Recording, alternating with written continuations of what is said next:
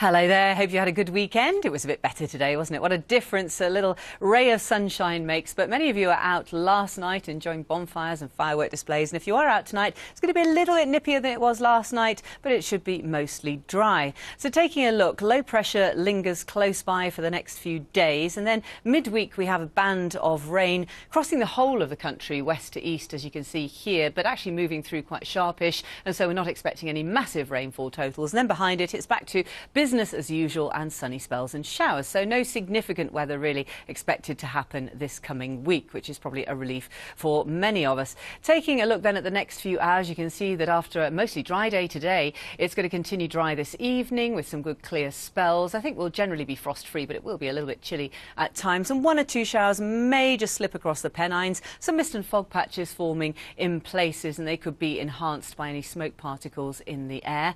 Into tomorrow, it's going to be another day of sunny spells and showers, but the showers are mostly to the west of the Pennines, drier weather to the east of the Pennines, so we are still fairly sheltered. It's largely going to stay dry. A little bit gusty around any showers if you do happen to catch one. 10 or 11 Celsius your highest temperature. That's about where they should be for the time of year, possibly just a smidge above.